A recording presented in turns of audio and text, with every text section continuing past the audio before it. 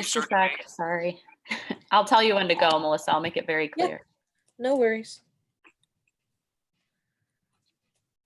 I just want to make sure to get this going live and then share it to our Facebook page.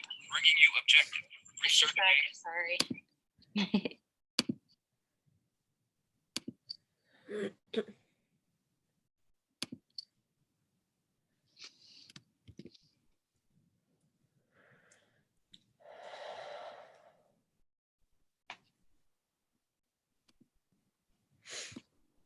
All right, Melissa, the floor is yours.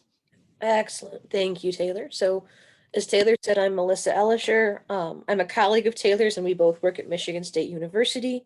She is our equine 4-H educator and I work with dairy cattle primarily, but I also cross-program across many different species. My research background and primary interest have been in behavior and welfare, which has afforded me the great opportunity to work with some really cool people and learn a lot of really cool stuff. So we're going to share a small section of that today. So I am going to start the PowerPoint. Actually, first I'm going to share my screen, start the PowerPoint, and we'll get the party started, I think is the order I need to do this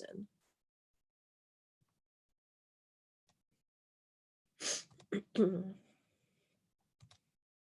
All right. So like Taylor said, today we're going to talk about livestock domestication, and this is part of a larger presentation I do that talks about the science behind animal welfare and some key components of that, the history of it, and just building a really foundational understanding of it. But like I said, today the focus is domestication. So where did our domesticated species come from? And why were these animals domesticated? If you have questions as we go through this, Taylor and Maria are going to be monitoring the Q&A. By all means, ask questions and I will do my best to answer them. I'll tell you, I know a lot. I don't know everything. And I love questions that stump me. So that is my challenge for you today, is try and stump me and get a question that I don't have an answer to related to the topic that we're talking about today. So we're going to go through several species, several of our livestock species, and these are in alphabetical order. They're not in order of preference or favor. I did the mammals alphabetically, and then we have chickens at the end because they have some other really cool adaptations and they're not a mammal. So we'll start with cattle. So cattle, based on the scientific records that we have, best we can understand is that they were domesticated about 8,000 to 10,000 years ago in modern Eurasia. So when we talk about Eurasia, that's the continents of Europe and Asia where they blend together and their borders meet. So we had two different domestication events, which led to two different modern species. Bos taurus evolved in Europe and temperate climates, and that is primarily what we see most of the cattle in the US, especially in the Midwest. So that would be breeds like our 7 dairy cattle, Holstein, red and white, Guernsey, brown Swiss, Ayrshire, Jersey. Who am I leaving out? I don't remember. It's a brain fart. Go with me. And as well as many of our beef breeds. So Black Angus, Milking Shorthorn. That was who I missed on dairy. We have Milking Shorthorn, and then we have Shorthorn that we raise for meat production. So these animals, like I said, evolved in temperate climates, so they do fantastic in the Midwest. They don't do as well in really warm climates, but we have Bos indicus cattle who evolved in much warmer climates, and these evolved in Africa. So the biggest difference you can tell between a Bos taurus and a Bos indicus is in their physiology, so how they look. For us, Bos taurus are what we think of as quote unquote a normal bovine, but that's just what we're used to seeing. If you were to travel to another part of the world, Bos indicus would be their normal cattle. So when we look at the Bos indicus, they have a hump on their back and really droopy ears in comparison to Bos taurus that have the smooth back and their ears don't have that same long droopy look. And both of these descended from the wild auroch, from the auroch, which was a wild ox. This animal is extinct. It is an ancient species. And that is where, again, based on the best scientific records that we have at the moment, that is where cattle came from. In multiple purposes, meat, milk, and labor, as we move through this, we'll see many of the animals that we domesticated had lots of jobs. Some of them they still perform today, some of them they don't perform near as much. So for example, at least in most of the US, cattle we don't use as free labor near as much anymore as what they had been used at one point in time. They were a really important animal in ancient times, and there are many myths and tales with cattle or part cattle creatures across ancient cultures. This is one thing that I think is really cool to look at and understand how important these animals were to people and what our relationship was with them is how do they show up in ancient mythology? What are the stories around them? What place did they hold in society? So we're going to talk about a couple of those. So in Greek mythology, we had the Minotaur. So the body of a man, the head of the bull, and was kept in a labyrinth in Crete and was killed by Theseus. So in this instance, this bovine type creature was wild and ferocious and fierce. However, if we go to Norse mythology, and this is one of my favorite stories, we had the primordial cow, and I'm not going to try to pronounce that because I will absolutely butcher the beautiful language, who fed Ymir, which was the first giant, and licked the salt block to free Buri, the first Aesir god. So we can see from Scandinavia and in Norse mythology, cattle were a really, really important and significant animal because their whole cosmos, how they defined how the world began, started with a cow. So that gives us a pretty good indicator this was a significant animal for their survival and their livelihood. So where do we find cattle? Pretty much everywhere across the world. As I said, Bos taurus are primarily in temperate climates, so Europe and North America, and we'll find Bos indicus much more in hotter climates, Africa and parts of Asia. But that's not to say we don't have either crossbreds or that we don't have Bos taurus in warmer temperatures and Bos indicus in cooler temperatures. Now we're going to move on to goats. So they were domesticated in that same time from about 8 to 10,000 years ago in Southwest and Central Asia. So if anybody has goats or you've seen goats, you know they are very, very agile animals. And ideally they need levels to climb and watch and explore their worlds. They descended from the Bezoar goat, which is an animal we can still find in the wild, but I would imagine not too many of us have goats at home that look like this beast pictured here. So they had dual purposes, meat and milk, as well as fiber. And again, another important animal in ancient times. In Greek mythology, both Zeus and Dionysus were reared on goat's milk. So again, showing that this animal had significance, that it raised and nourished two different gods. And then we also had a character called Pan, who was half goat, half human, known as a satyr, and Pan was a bit of a trickster. So we have the duality of a goat here. We have it as a very nurturing and important animal, but also one that can be somewhat troublesome.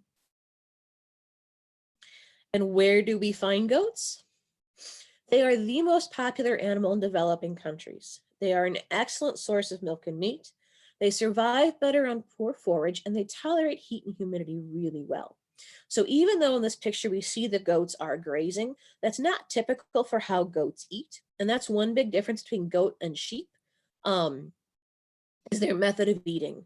Sheep we would typically see grazing. Goats are what we call browsers.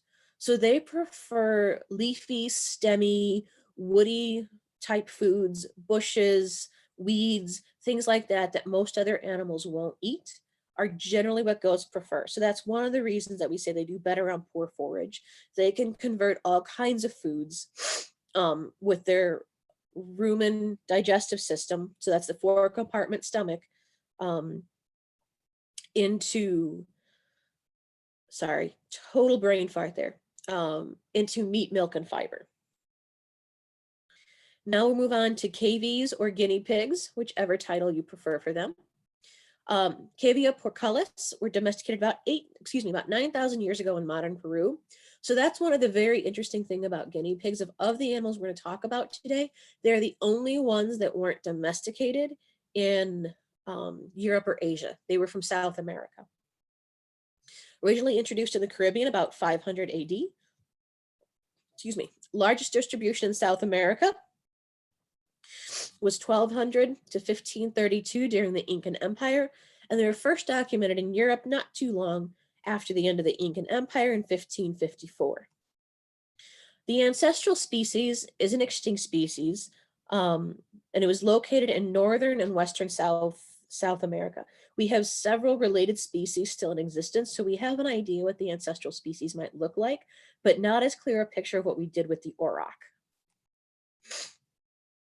So one of the really cool things about guinea pigs is we don't exactly know how they got their English name. Was it the flavor of the meat? Is it the sound they make?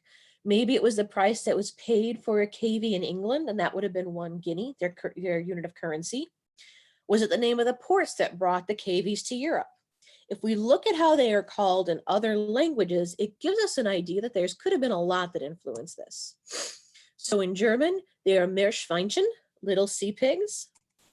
France, Lapin de Barbarie, so Barbary rabbits. Portugal, Porcitas da India, little pigs from India. And if we look at their Latin name again, it quite literally translates to little pig.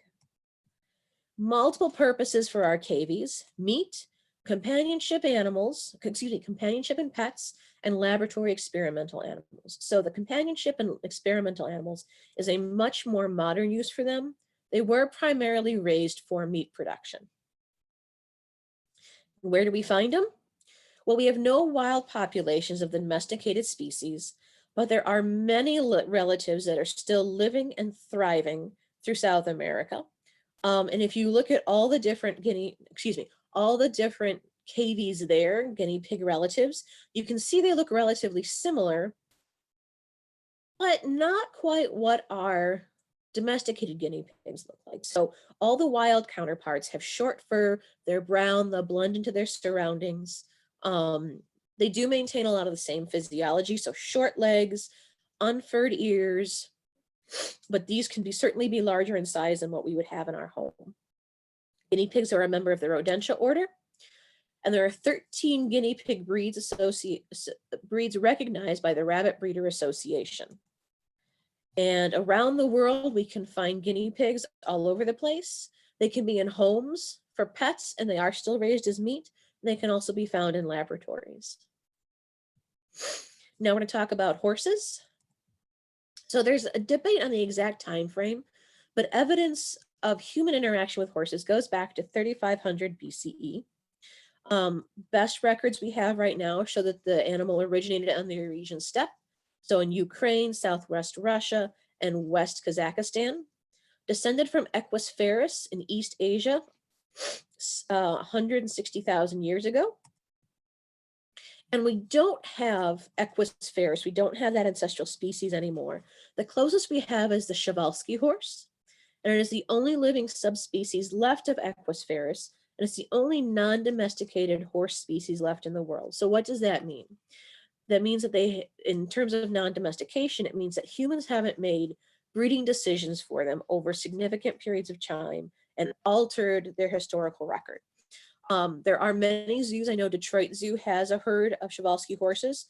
So in that regard, it's a little bit different because then we do have some influence on breeding, but not to the same extent that we have with many, many other equid breeds. Multiple purposes, of course, as all these animals had: meat, transportation, and labor.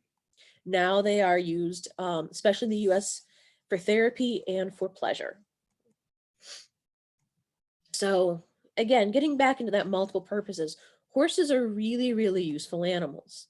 And we have myths and tales with horses or horse-like creatures across ancient cultures. So we had the centaur in Greek, torso of a man, body of a horse.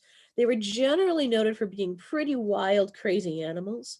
But we do have one example, Chiron, who was wise and the teacher of 2 great Greek heroes. In Norse mythology, we have Sleipnir, who is Odin's 8-legged steed that was the son of Loki, and another horse. And again, that's another Norse word I'm not going to butcher. So where do we find horses? Everywhere in the world. Numerous different breeds exist, and they have a for a wide variety of reasons and a lot of different jobs. So pleasure companionship, very, very popular, especially in the US. They can still be used for work, draft horses, and in different religious communities, they are used to pull carriages. Racing and entertainment. Therapy animals. So Michigan 4-H has the PEP program, the Proud Equestrian program, where horses are used as a therapy tool. And they are still raised for meat in parts of the world. So not in the US, but if you were to cross the border into Canada, there are provinces as Canada where you would almost as likely run into a horse feedlot as you would a beef feedlot. In the US, we have a very different relationship with our horses, but that's not to say it's the only relationship that people around the world have with horses. Turning to rabbits. So there are questions that surround rabbit domestication. And I think this is a really cool story because it shows that with science, when we get better evidence or new evidence, we can change what we know, and it's really, really exciting. So originally, what folks had thought for a really long time was that stories pointed to about 600 AD and an edict by Pope Gregory the Great that said, let's see, do I have it here? Yes, lorises, which are neonatal rabbits, the pinkies, are fish and you can eat them during Lent. Well, that turns out not to be the case. So it would have been January, February in 2018, so not too long ago, that a researcher was really excited to do some work on the domestication of rabbits. And since we had thought this was the moment they were domesticated, he was able to go back and thought, I have the perfect record. I know when everything happened. But as he did more research, he found this is not quite the case. It actually turned out to be a very interesting round of the telephone game. So it wasn't an edict, it wasn't Pope Gregory the Great, but it did involve lorises. So it was some other random Gregory that happened to exist who said, don't eat the neonatal rabbits, don't eat the lorises because they are poison. And people died. Somehow that got passed through time where they became a fish. Now, my thought on this, and I need to do some more research on it, is poison, Poison, that's in English the word we are familiar with, but in French, fish is poisson, which is also spelled the same way. So that could have led to some of the confusion. However, like I said, that's my thoughts. I need to go back and check the historical record and the published papers going into the scientific literature to see if that has any role in it. So new research that was published in 2018 suggests that rabbits and humans have been in contact for thousands of years. So they were hunted during the Paleolithic era, housed in stone-walled pens during the Roman era, raised for game parks during the Middle Ages, and most recently bred for domestic pets. The ancestral species is right over there, the European or the Old World rabbit. I'm not going to attempt that Latin. Originated in the Iberian Peninsula, which is Spain and Portugal, Western France, and Northern Africa. Multiple purposes, meat and fur. And they are part of the Leopardae family. So they are not a member of the Rodentia order like the guinea pigs. They're a totally different family if we were to look at a phylogenetic tree. Phylogenetic tree just is it's a map that shows us the different relationships between animals and where those divergences or where they come together in their biological history. So we have 54 species of rabbits and hares. And this was something I learned a couple of years ago that I thought was really cool. Is I didn't know the difference between a rabbit and a hare. They're in the same family, but what makes them not the same? So here are a few tables that help point that out. So rabbits are smaller and shorter. They have shorter ears and hind legs with smaller feet. They have a solid fur color. Young rabbits are called bunnies, and they're altricial. So when we have offspring, when animals have offspring, we have two different types. We can call them altricial or precocial. Altricial offspring are totally helpless at birth and will not survive without the help of the mother. So puppies, kittens, bunnies, those infants will perish if they don't have maternal care. versus precocial offspring like what the hare has. Um, those offspring are born looking like basically miniature versions of the adults. And yes, they still need maternal care, but they can get up and move around.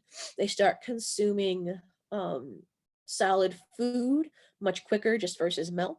So hares are precocial, horses, cattle, sheep, goats, even guinea pigs are precocial, which is really cool.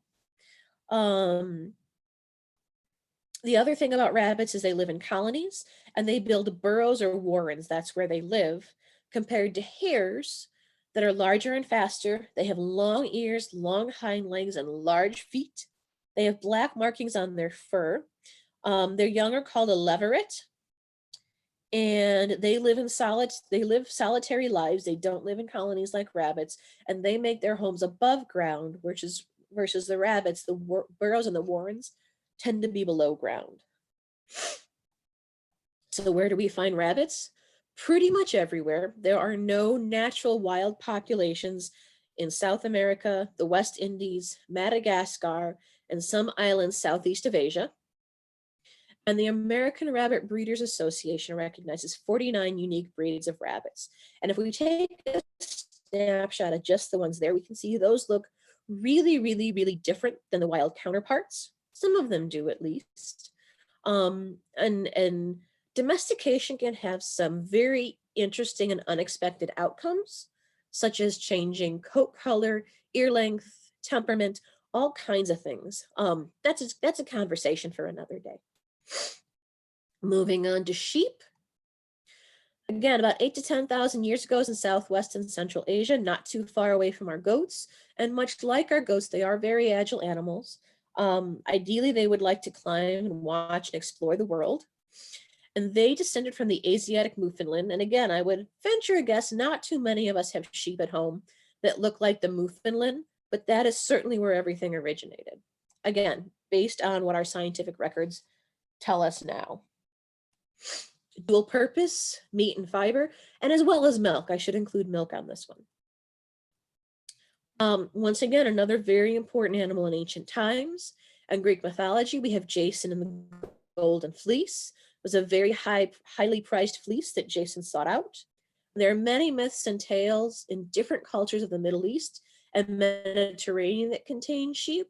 And sheep are also a very important symbol and viewed favorably by Christian traditions and stories, that is compared to goats. So where do we find sheep? They are more tolerant of wet and cold climates compared to goats that do well in hot, arid climates. They're spread across Europe and they do really well. Many of our modern sheep breeds largely came from the UK, the United Kingdom. Most production is in Western and more developed countries, and the economies of Australia and New Zealand largely rely on sheep production. Swine, can't forget the pigs. So we think they were domesticated at least 6 different times and forced across Eurasia about 10,000 years ago. And that's one thing that's really different about pigs compared to our other creatures. So cattle were on plains, sheep and goats were in more mountainous areas. Swine were in forests, which also give them some other really interesting adaptations when you work with them, and how to handle them and what to do with them. They were brought to the US in the 1500s by Spanish explorers, and they descended from Suckfra. I'm sorry, I probably butchered that, which are wild boars. And if you look at these pictures here of wild boars, they don't look much like what we would think about as a domesticated pig. Much stouter, darker colored, hairy. The infants have what I have always called watermelon stripes, because to me they look like little watermelons. And most of our domesticated species don't share these same physical characteristics. Multiple uses like all of our animals, meat and labor. So where do we find pigs? Where do we find swine? Pretty much everywhere. They were originally in Eurasia, the Philippines, Africa, and Sulawesi, excuse me, I probably messed that one up as well. They were introduced to North America, New Zealand, and New Guinea later in time. And wild or feral populations still exist around the world. The population in the US is largest in the South, at least in US and California. And wild boars can be very dangerous animals if you encounter them. They are highly territorial. They have a matrilineal society, so that means that you have a group of related females living together, raising the offspring. And if you try to mess with the offspring or even get in their territory, it does not make the sows happy. A sow is a female pig. And the boars, so the adult males, tend to live solo and only come in contact with the females when it's time to breed. And the boars can be highly aggressive as well. Finally, our last species. So we've covered all our mammals, and I do see there are some questions in the chat. I'll come back to those after we finish chickens. But right now we're going to move on to chickens. So the one poultry we have to talk about today. They were domesticated about 8,000 years ago in Southeast Asia from red jungle fowl, the Latin name Gallus gallus. So when we look at these two, we can see some pretty big differences. Color differences, size differences, plumage differences, and this is what we would call sexual dimorphism. So this is when we see a difference based in males and females of the species. Here, the males are more brightly colored, they're flashy, they're larger bodies, and the females are smaller. They would blend in more, they have better camouflage so they can hide. And what's the purpose of this? So the females have the responsibility of raising the clutch, of raising the eggs. So she wants to be able to hide and keep the eggs safe.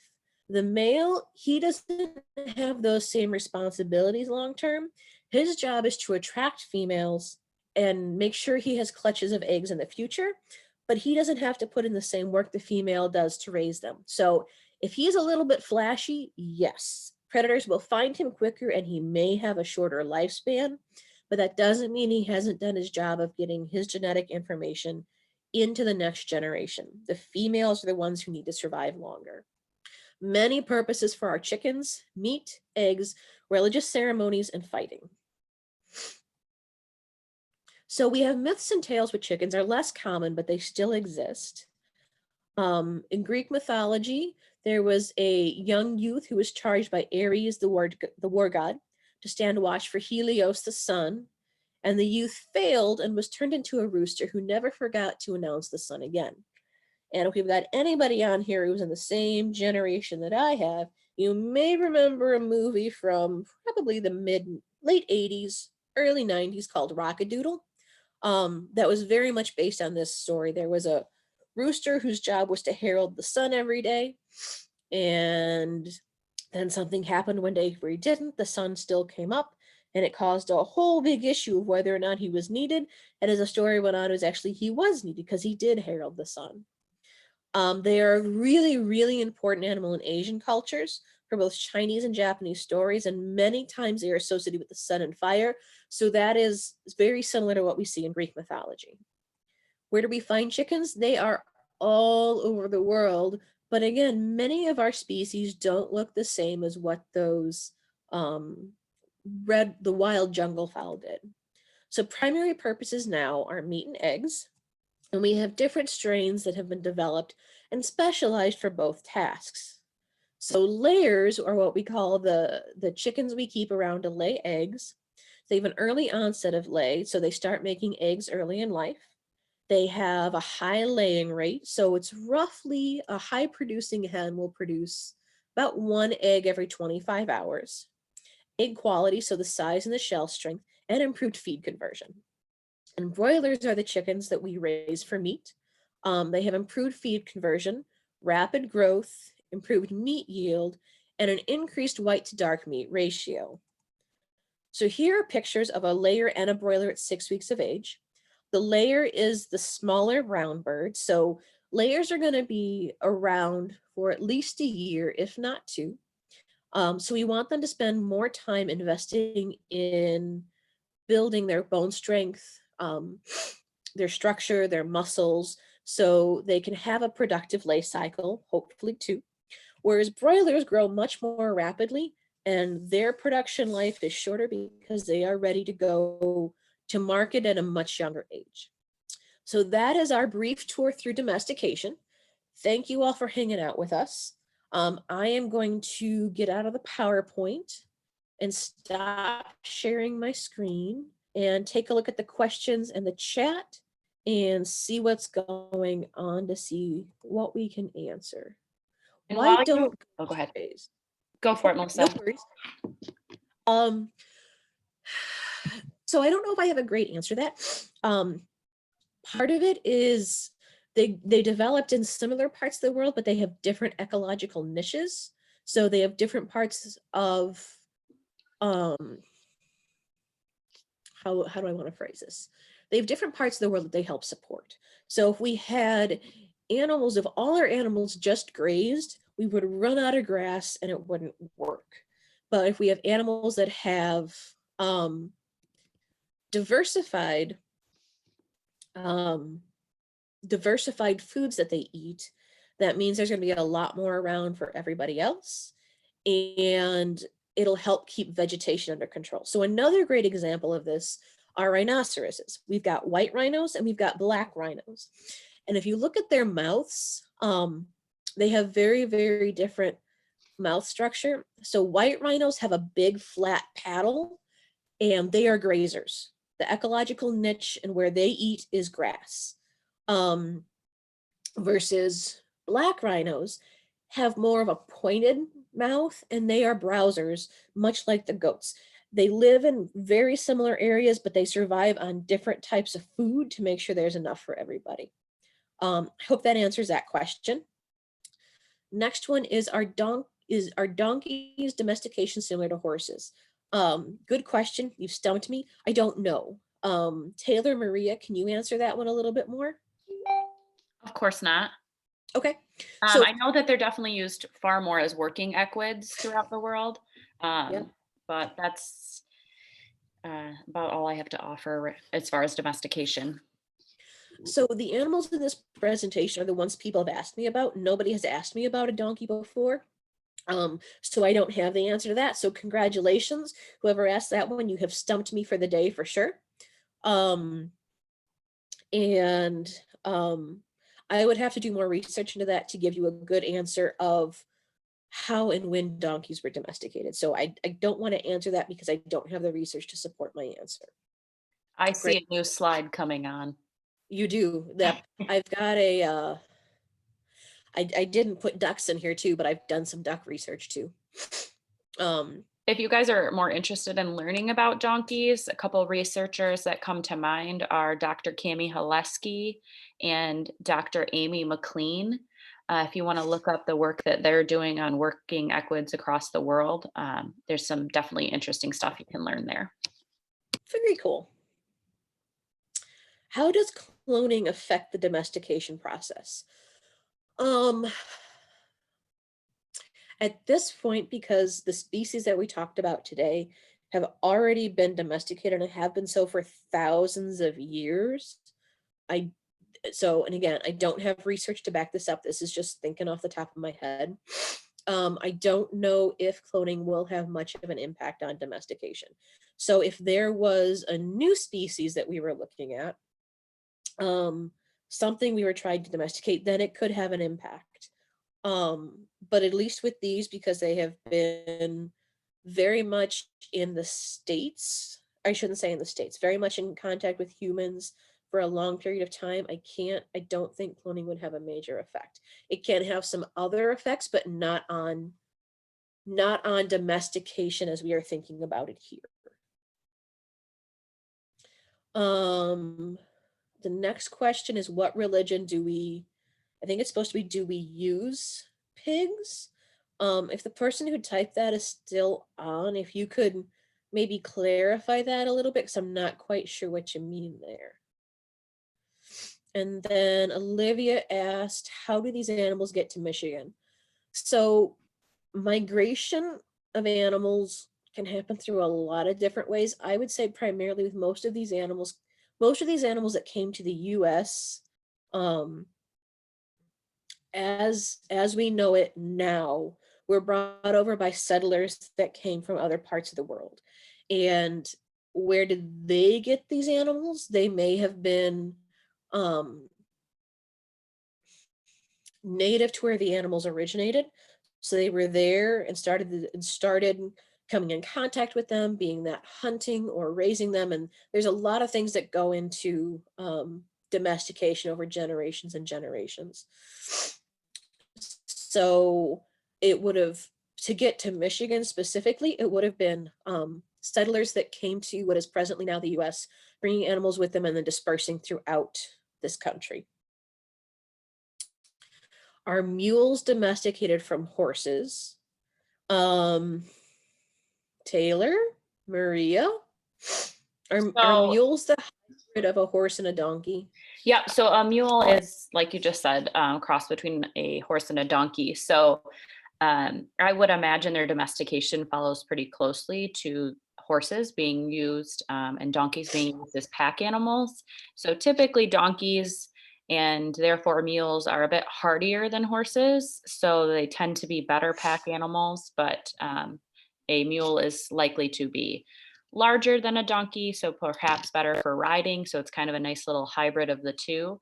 But as you may or may not know, um, 99% of the time, a mule is actually sterile because of the cross of the two species. So they're not able to breed and reproduce. So it is an end line um, breeding there. So they don't necessarily, it's not like a new species that they can continue to create on their own. It will continue to always be a cross between a horse and a donkey. So one other cool thing I know about mules, and I don't remember exactly how this works. Taylor, help me out if you can. But a mule, so there we have mules and we have hinnies. Yes, With, mules are what we're most used to. yep. So the difference is one of them has the dam, the mother is a horse, and the father, the sire is a donkey, and on the And other, that's a mule.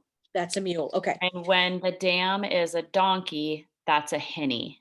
And they're actually, in my limited experience with seeing a hinny, first of all, everybody thinks it's either a donkey or a mule. They don't look too different, but I think they more closely resemble a donkey. They're a little bit smaller.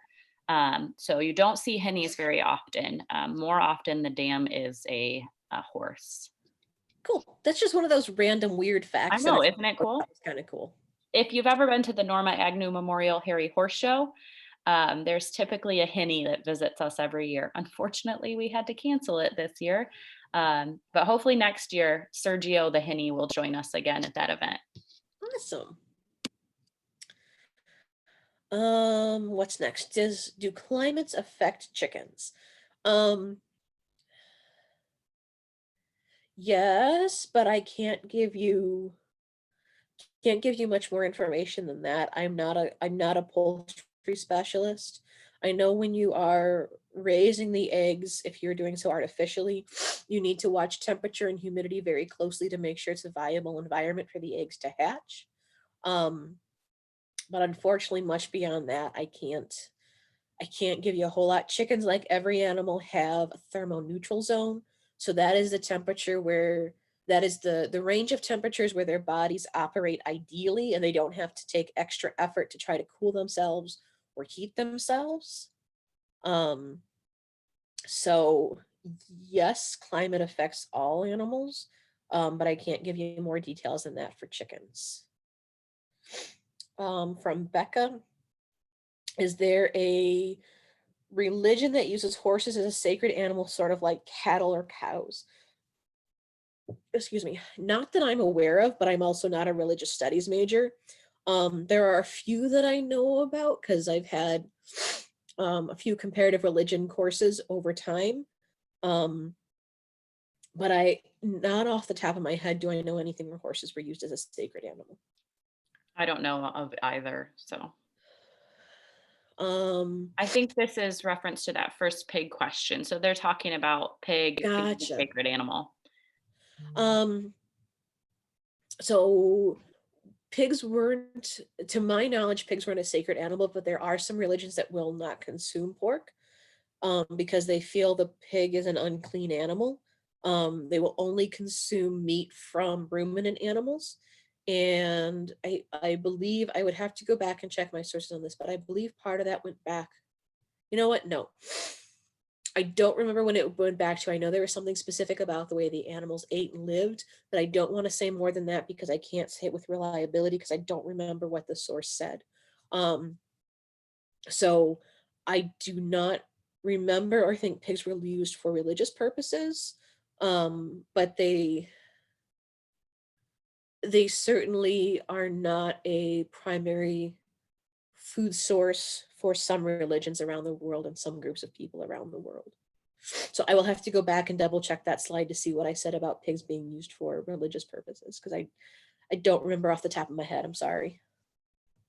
But if you look up religions such as Muslim or even how kosher food is consumed, that's kind of what Melissa was referencing, I believe, on a lot of her slides on that, if that makes sense. So a lot of religions actually have some of their structures around the animals that are involved.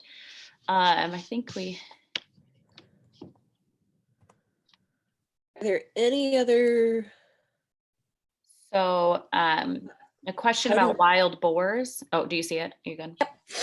So how do wild boars get into this? So that's the ancestral species, not exactly like what we have in the US. But that's basically where our swine originated from.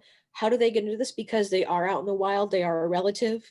It's not something that we would see in Michigan, but it is in parts of the US. So that's why they were mentioned, because if we look at like the Bezoar goat or the Asiatic Newfoundland, for some of these animals, we do still have wild counterparts, ancient species.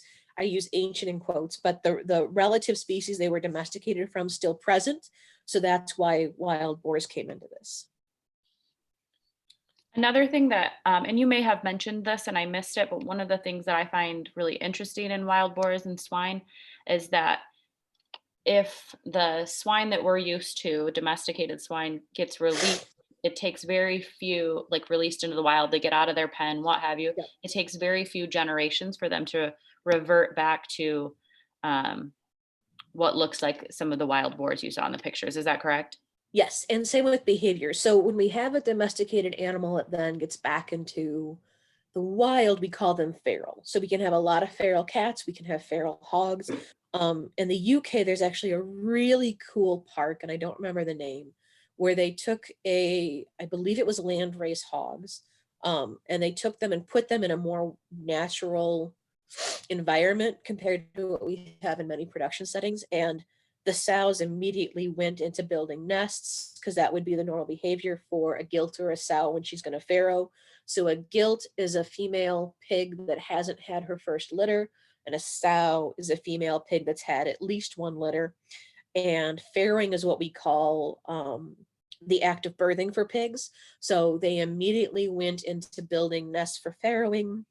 They formed that matrilineal society where you had the groups of related older females living together, raising the piglets. And then as the males, the boars got older, they got kicked out. And some of the female offspring then went off to form their own groups. So there's a lot of the behaviors that are still very innate in the animals, and given the opportunity to express them, they certainly will. Another one would be dust bathing with chickens. Whether or not chickens have a substrate where they can dust bathe, they will still perform the behavior because it's important for them at some level. We're still trying to figure out exactly what, but it's one of those things that whether or not they have something they can adequately perform the behavior, they will still go through the motions. Any other questions coming in? I think that you have answered them all, and you've definitely, this is not the first time that I have heard this domestication talk, but I learn something new every time, and I appreciate you joining us, everybody. Do you have any final things before we jump off into our next responsibilities for the day? Thanks everybody for joining. Stay home, stay safe.